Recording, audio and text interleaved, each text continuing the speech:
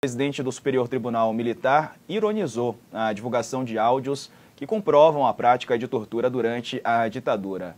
Ele classificou o caso como notícias tendenciosas para, segundo ele, atingir as Forças Armadas. Vamos ver. Não tem uma resposta nenhuma para dar. Simplesmente ignoramos uma notícia tendenciosa daquela que nós sabemos o motivo, né? Então, aconteceu aí durante a Páscoa, garanto que não estragou a Páscoa de ninguém, porque a minha não estragou. Não?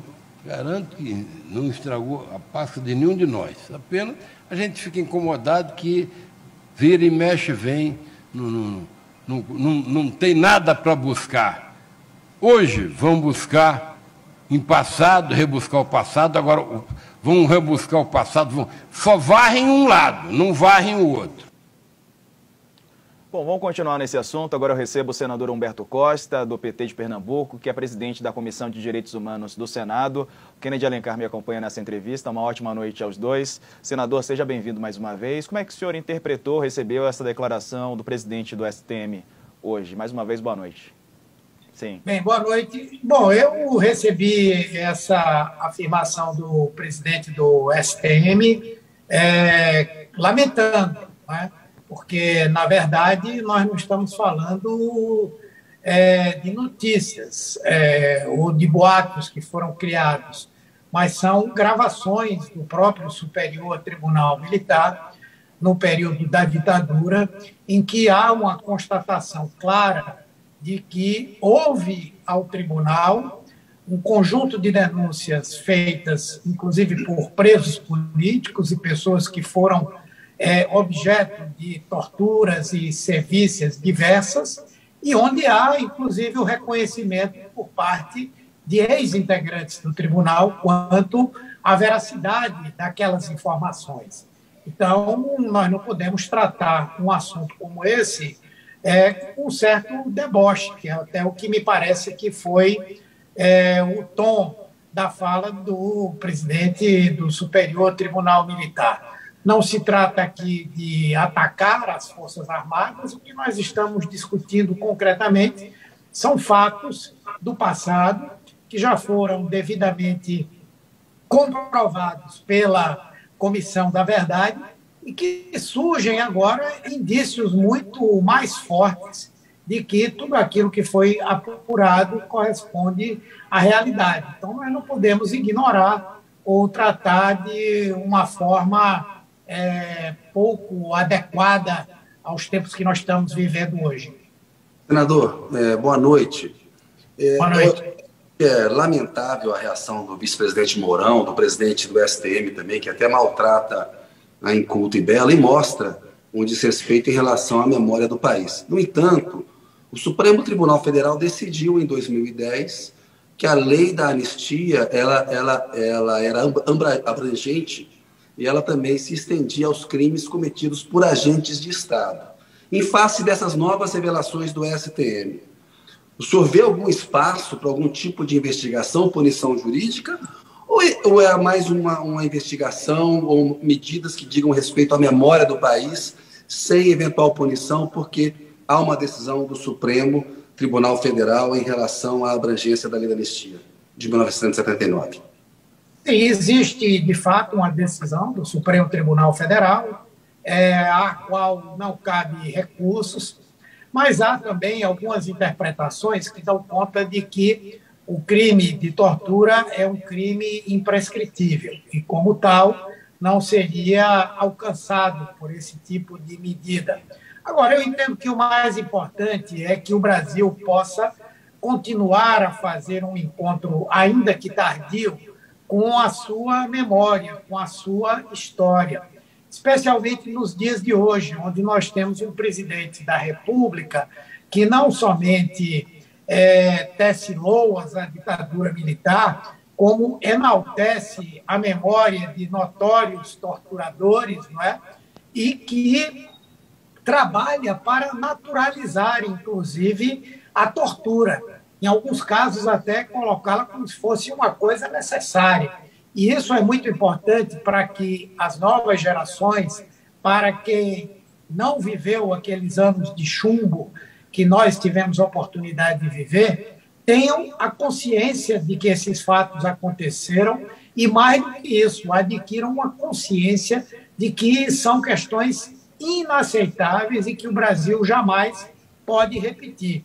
Então, eu creio que, do ponto de vista pedagógico, do ponto de vista de promoção de um encontro histórico, de busca da memória, e quem sabe até, em alguns casos, não é, a possibilidade de algum tipo de reparação de ordem judicial.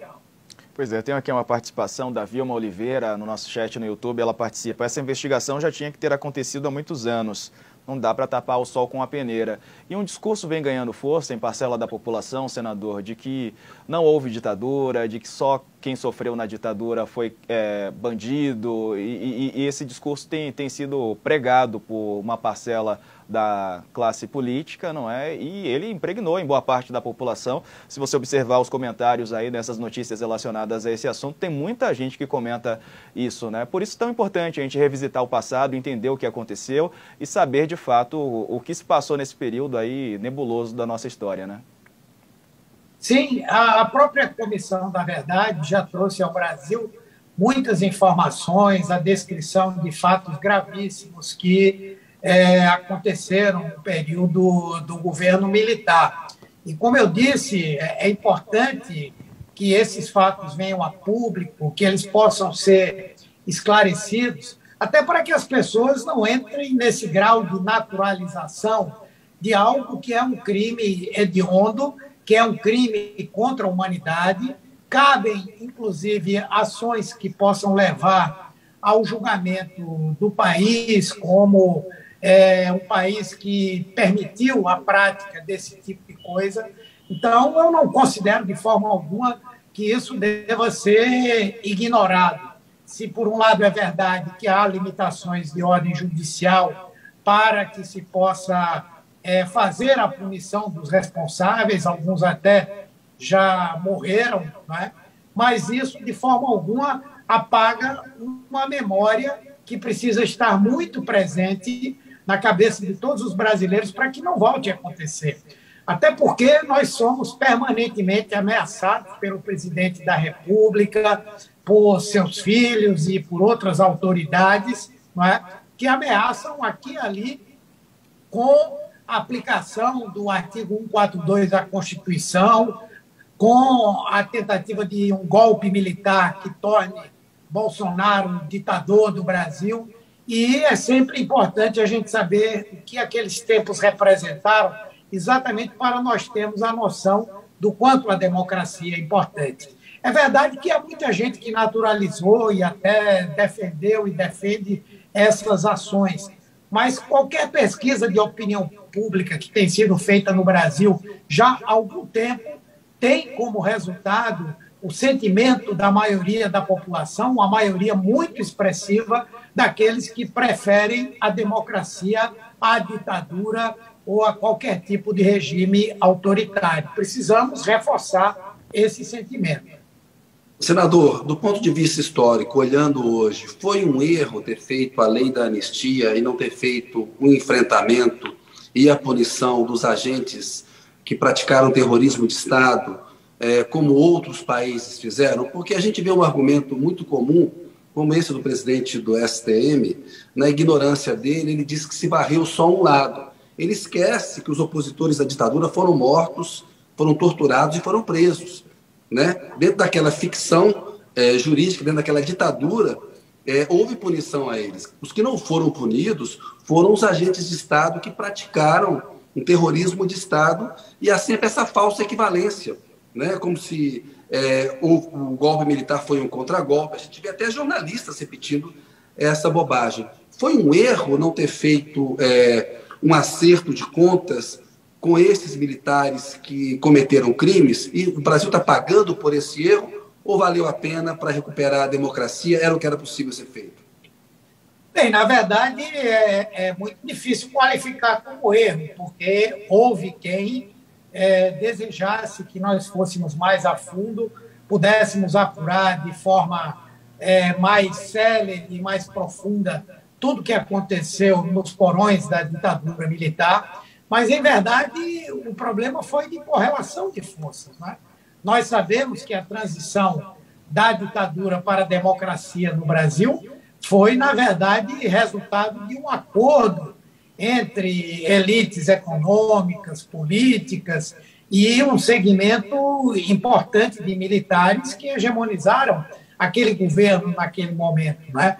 Então, obviamente, que se nós formos analisar do ponto de vista do que seria bom para a democracia, sim, nós deveríamos ter aprofundado e feito como aconteceu na Argentina, no próprio Chile, em outros lugares, onde aqueles que cometeram crimes, não é, foram efetivamente punidos, não é?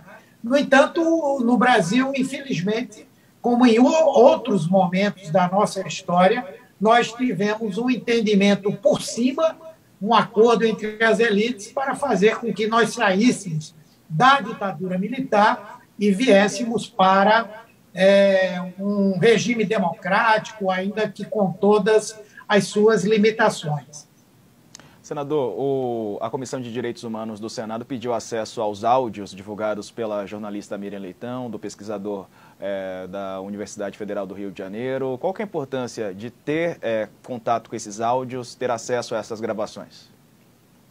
Bom, para que nós possamos ter um posicionamento do parlamento, de uma de suas comissões mais importantes, para que nós possamos fazer, inclusive, um periciamento dessas fitas, dar uma ampla divulgação e fazer exatamente esse acerto, né, histórico, tão somente, trazer às pessoas a memória daqueles tempos sombrios, até porque hoje nós somos governados, como eu disse, por pessoas, por grupos políticos que enaltecem tudo aquilo que aconteceu e que procuram apregoar o autoritarismo, a ditadura, a tortura, a falta de liberdade como modelos a serem seguidos. Ou seja, nós precisamos ter o conhecimento, ter cada vez mais provas de tudo que aconteceu, exatamente para que não possamos ter de volta esses acontecimentos. E a Comissão de Direitos Humanos do Senado não pode ignorar que o seu papel é exatamente denunciar, é exatamente apurar, é exatamente se posicionar sobre o descumprimento dos direitos humanos no Brasil, agora ou em qualquer outro tempo em que tenham acontecido. Perfeito. Ouvimos aqui o senador Humberto Costa, presidente da Comissão de Direitos Humanos do Senado. Senador, obrigado pela entrevista, pela participação. Uma ótima noite para o senhor. Eu que agradeço. Um abraço para você, Diego, para o Kennedy e para todos que nos acompanharam. Um abraço para o senhor. Kennedy Alencar.